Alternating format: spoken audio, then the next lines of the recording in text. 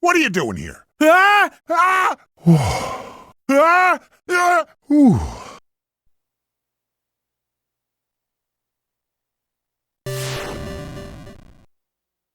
What a better review to kick off Bits and Gory 2022 than Friday the 13th on the NES. Developed by Atlus and published by LJN, Friday the 13th was released in North America in February of 1989. Despite being seen, rightfully so at times, as a difficult and confusing game, the object of the game is actually quite simple. You control 6 camp counselors, one at a time, at Camp Crystal Lake. Chrissy, Debbie, Laura, Mark, Paul, and George, and you are tasked with surviving the horrors such as zombies, wolves, crows, and defeating the infamous Jason Voorhees. Which, by the way, Mark and Chrissy are really the only counselors worth a salt. All the others, they have glaring weaknesses and I found to be basically dead weight more than anything else.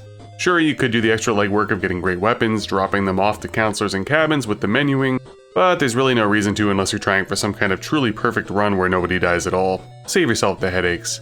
Right off the jump, the game tells you to light all the fireplaces in the cabins. If you do so, you'll gain access to the flashlight, and with the fireplaces lit, it allegedly keeps the torches burning. Well, I got news for you. That's BS. The flashlight is essentially useless. All it really does is light up the cave, which you could easily navigate without the flashlight due to the paths being marked by chipped rocks, and also the caves are completely optional. And you could actually grab a torch without lighting a single fireplace, so don't listen to this garbage that the game is feeding you. Your goal is to kill Jason, period. Jason will be on the hunt for your counselors around the camp throughout the various cabins, off killing children by the lake, and generally, seemingly having a sporadic appearance pattern through the past, the cave area, the woods, and so forth, but in reality, it's actually not sporadic at all. He's on a set pattern based off of his initial spawn point. If you want to hear more about that though, check out my solo Mark No Death run walkthrough guide in the pinned comment description below as I will go into it in more detail. The overall reception of Friday the 13th was quite lackluster. This game faced many criticisms and has appeared on a few bad game lists for the NES, even has an episode with the AVGN. Honestly, you can't really blame the haters. If you don't understand this game and its mechanics on a deeper level, you're probably gonna have a bad time. I know I sound like a broken record right now, but if you want me to go deeper into those tips, strategies, and mechanics, check out my run. I'll cover all that stuff. Graphically, I find Friday the 13th to be pretty neat. I absolutely love the offbeat color schemes, especially with that of Jason and Jason's mom, Pamela Voorhees. Really though, what's the deal with all the purple? Remember Batman on the NES too? It's super weird, but honestly, I'm all about it. I think it's really cool looking.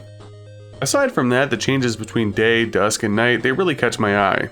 The dark and ominous forests and caves really help set the mood, and the in-cabin or in-cave battle sessions are kind of like a Mike Tyson's Punch-Out light.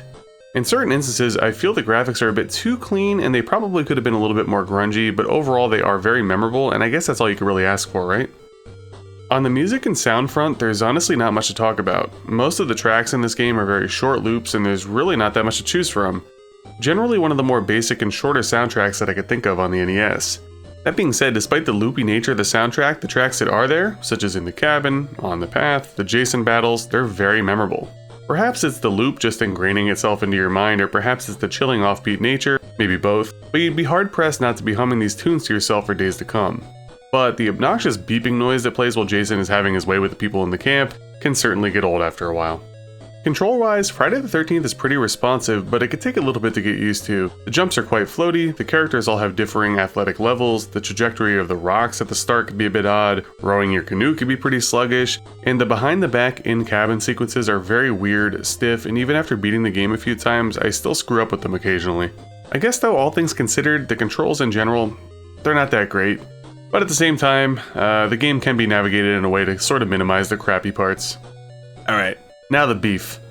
The difficulty and the fun factor. Yes, Friday the 13th is hard. Playing it blind, I all but guarantee that you won't beat this game right away. And even after learning some of the tips and tricks, it could still be a bit difficult. The gist of the game revolves around the following. Pick a good counselor, aka Mark or Chrissy, and beat them up as quickly as possible. Your end goal is to get them torches as they do the most damage to Jason, and stock up on vitamins littered throughout Camp Crystal Lake as a get out of jail free card in case Jason or an enemy fells you in battle. The vitamins basically instantly revive you, not with full health, but with a little health, but it's still better than nothing. You then want to go into the mind of Jason Voorhees and track down his every path. If possible, you don't want to tussle with Jason in the cabins, as that mode is not only more difficult in general, but Jason deals more damage. You want to be one step ahead of Jason, knowing his path around Camp Crystal Lake, to put a hurting on him quickly and efficiently. As is the case with most horror movies, killing Jason once isn't going to do the trick. Oh no. Jason must be killed 3 times over the course of 3 days, with your losing conditions being all counselors get killed or all the kids get killed in the lake. So it's up to you to gear up, map out Jason's movements, protect those kids, and burn this man to a crisp. You could also fight Jason's mother in the caves, which is pretty cool. If you fight her on day 2, you actually gain her sweater, which allows you to absorb less damage from Jason's blows, and I think actually all the normal enemies as well. But it's entirely optional, you don't really need it, it's just a side quest. All that being said, is Friday the 13th fun? Overall, I'd say yes. It's a very memorable game that could be tense and rewarding. Tracking down and killing Jason almost puts you in the mind of a killer, which is an interesting twist when you think about it.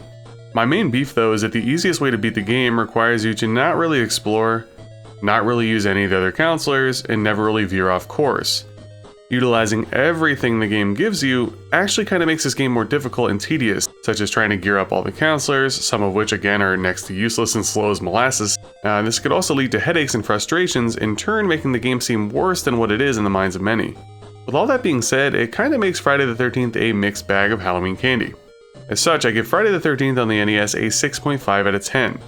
If you're a fan of quirky and memorable NES games or a fan of horror movies / games, you will likely get enjoyment out of this title. However, to be successful at it requires a bit of practice and studying to really get the mechanics down and routing of the game. So for the casual NES player, you might be better off skipping this one.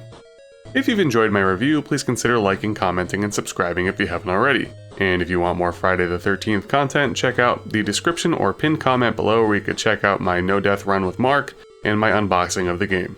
Take care and happy Halloween.